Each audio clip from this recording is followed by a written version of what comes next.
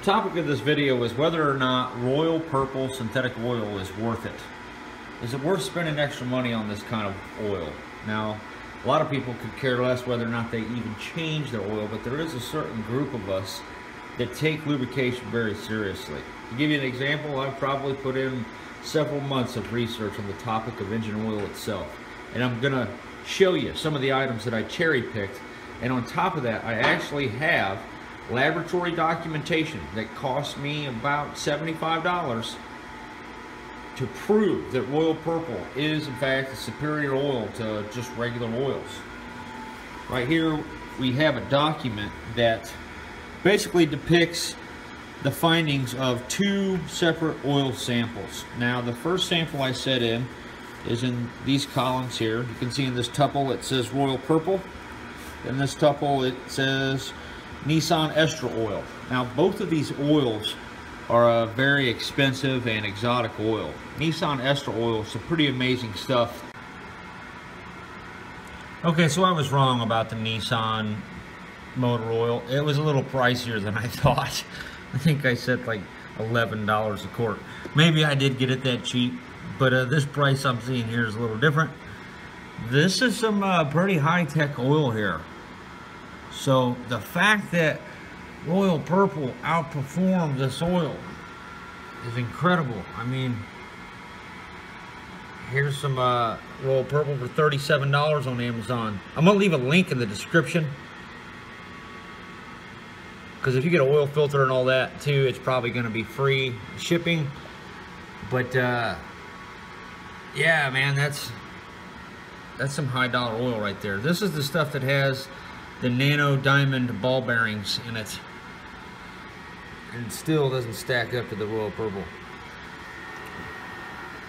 If you get bored, you might look into that. It's said to have nano particle diamond bearings inside of it. They are floating in the oil, suspended in it, whatever you want to call it. But it's proprietary information, so that's all just speculation at this point. But a lot of people are saying that's what makes this stuff so much better for the particular valve system in this engine. In addition to that, Nissan Ester oil is a polarized molecule or something like that. It's a polar solution, so it sticks to metal with somewhat of a static charge. It doesn't just run off of metal the way that Royal Purple or other oils will. So in its own right, it is a very amazing and exotic oil, and it costs more than Royal Purple.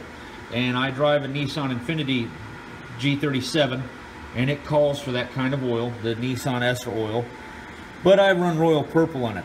And what we are looking at here is a couple of columns that I highlighted. If you notice here in this column, aluminum came up to 3 parts per million in the Royal Purple sample and 4 parts per million in the Ester oil.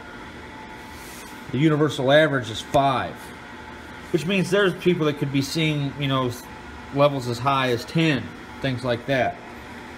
But both oils have beat the universal average. In addition to that, we have iron, which is kind of important.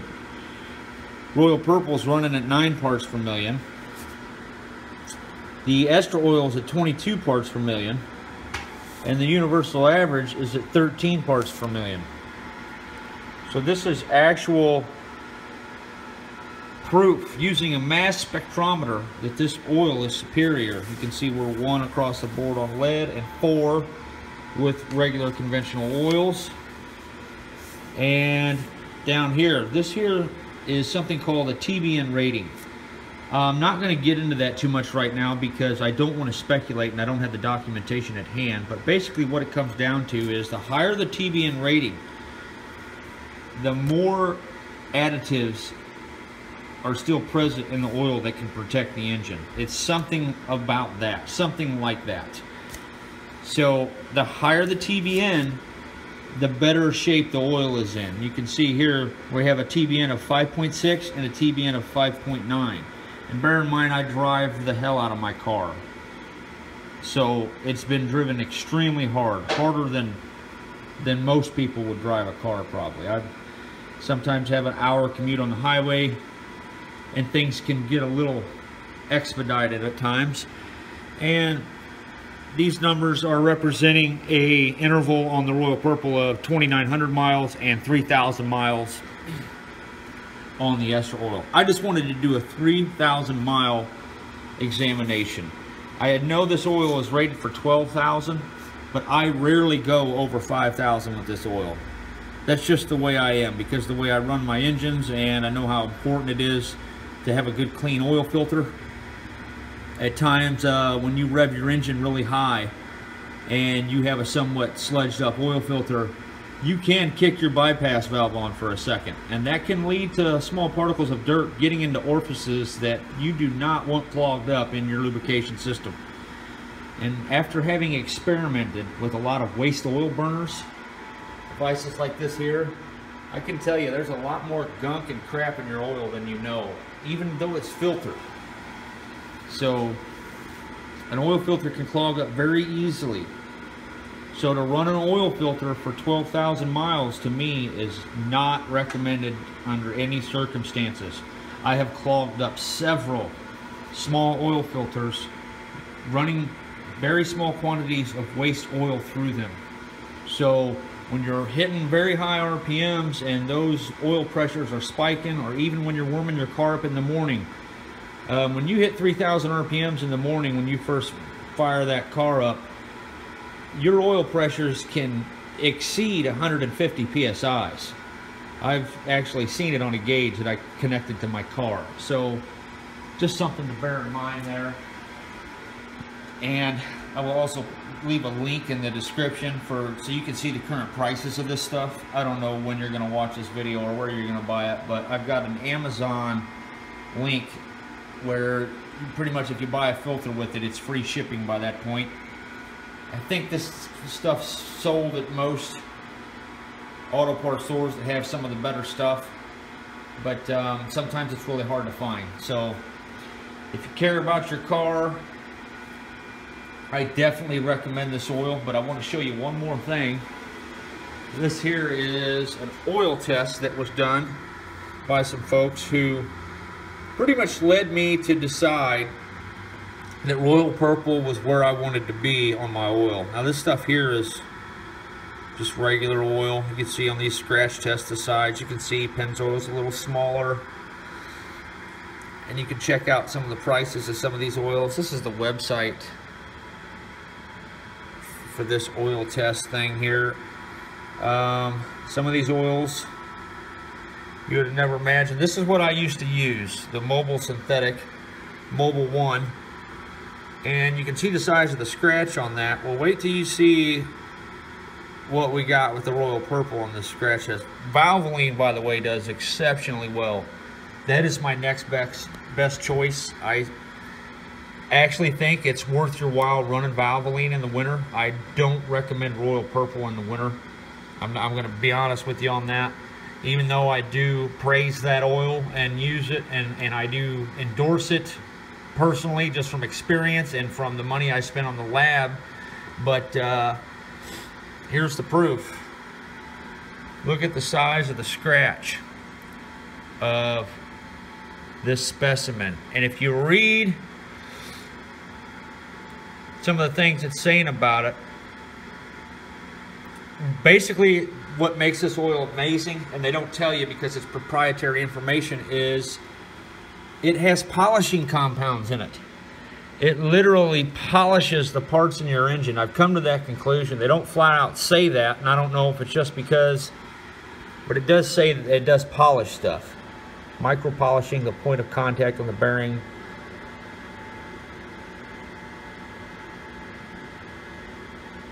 Look at that.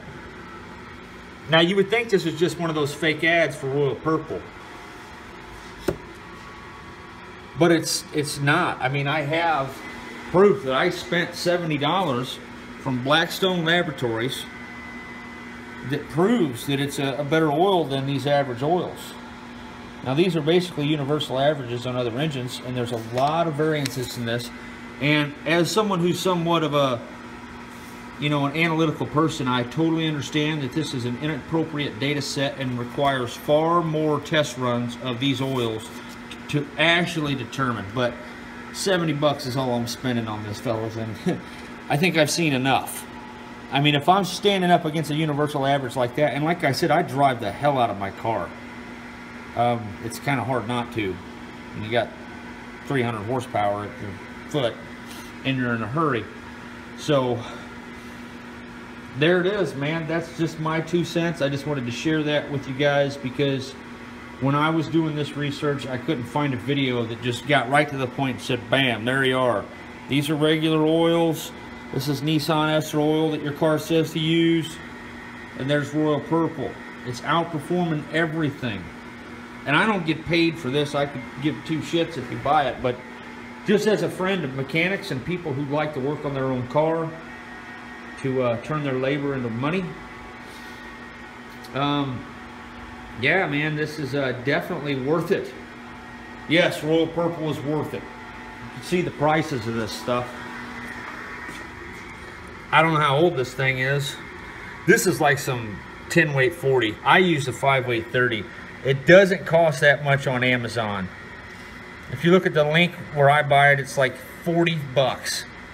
You buy an oil filter, it's 50 bucks, it's free shipping. Might even be cheaper than that. It's been a while since I've looked at the price. As I said, in the wintertime, I'm going to run the Valvoline because as you can see, it's pretty good. I'm going to put a link for that too. This is a synthetic blend even, and it's outperforming these other oils. So I can imagine, and Valvoline has a 300,000 mile club that you can join if you use their full synthetic. So anyone who would make a claim like that's got to be saying something, you know. But yeah, there it is. Just wanted to share that because it took me like 3 months to answer them couple of questions and show you those couple of things. And if you want to break it down to how much money it actually costs to provide you this information, consider the fact that I spent about probably 40 bucks on this oil, and I think this oil was around 55 to 60 bucks. I had to buy 5 quarts of it, and it's like $10 a quart, $11 a quart or something. Whereas this stuff here is like $7 a quart. So there you go, and I hope that helps somebody out. This is actual, real information. I highly recommend you check out Blackstone Laboratories because over time, this can tell you a lot about your engine, guys. You see here, if you start to see water in your engine, you know that you may have a head gasket problem you want to get taken care of right away before some serious damage takes place. Or if you have antifreeze, you know, things like that. If you have fuel, these 3 things here could definitely tell you a lot about your head gasket. And my engine has a head gasket weep on the inner side of the manifold, and apparently I'm doing okay based on those figures. So they don't have a universal average just for that, ironically. They should. But yeah, this probably about $170 worth of information right here, and it came from a laboratory. So I'm not just some guy in a garage on YouTube trying to make a buck. I actually want to share the truth, some real information. This isn't a marketing gimmick. These are just, the reason I'm showing you this webpage is because it is a small constituent of what made me decide to change to this oil. Was that little speck and the fact that it talks about polishing it. And as soon as I seen the word polish, I thought, those clever son of a guns put polishing compound in the oil. And when you hear that, you think to yourself, why the hell wouldn't you put polishing compound in the oil? Doesn't that sound like a pretty amazing idea? Think about that. That is so cool. This stuff actually polishes the mechanical interfaces in your engine. Unreal. So in some respect, it could actually increase performance because of that. And there are dyno videos of this oil actually giving you more horsepower, and I wonder if some of that extra horsepower is attributed to the polishing of engine parts, but I don't know. Could be dumb. Journal bearings are pretty polished already, so either way, I just think this stuff is awesome. It's better than the Nissan diamond ball bearing oil, whatever you want to call it. And we have actual laboratory proof of that.